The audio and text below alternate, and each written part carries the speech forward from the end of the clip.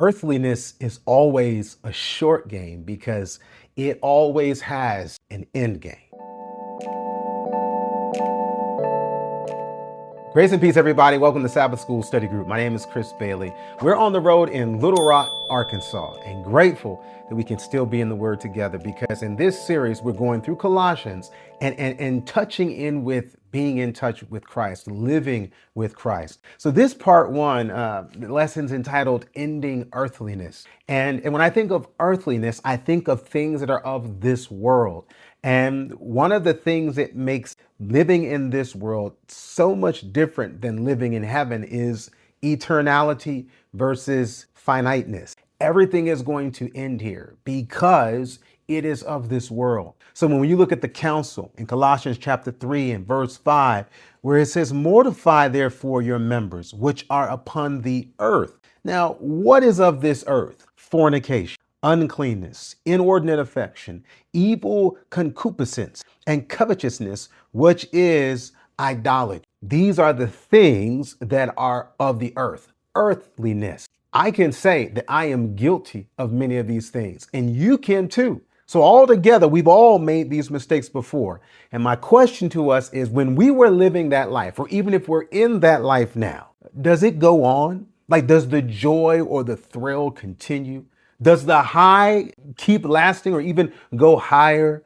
Does the feeling, the elation, the apparent comfort, does it last? It doesn't last. It's an end game, which is why earthliness is always a short game. Hello, friends. Just want to let you know, just in case you don't know, we have a new channel, and that's Sabbath School Study Group. You literally can click that link right down there below, there in the description. Go to that channel if you just want to check out Sabbath School Study Group. All the studies, all the lessons, they're all archived there. So we might stop putting the lessons here at Change Ministry. So if you want to keep getting Sabbath School Study Group, take the 5 seconds, hit that link below, subscribe to that channel, and make sure you keep getting these lessons. I love Jesus' words in John 3, where he makes it principled, where he says, now, whatever you want to think about, that, whatever it is, which is born of the flesh, if it's come from the flesh, it's flesh. And that, whatever you want to think of, is, if it's born of the spirit, it is spirit. So things that are born of the flesh, they are flesh. And therefore, nothing born of the flesh can be of or in the spirit.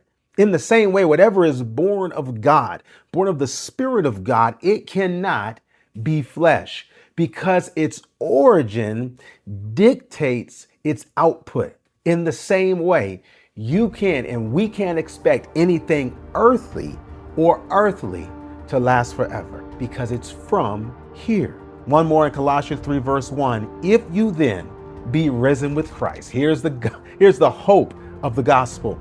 If you've been risen with Christ, seek those things which are above, where Christ sitteth on the right hand of God. Here's the opportunity. The opportunity now, if we know that everything down here has an end game, everything up there we have access to from God through Christ. So if we've been risen with Christ, if we've been born again, even in this body, our faith is in Christ. And because of that, our life is born of God. Our hope is born of God. All things good are born of or come from God. And that is an eternal resource. That's an everlasting source. And it's why, in this way, being a Christian, being a believer, makes a lot of sense. One, because living with Christ will never end.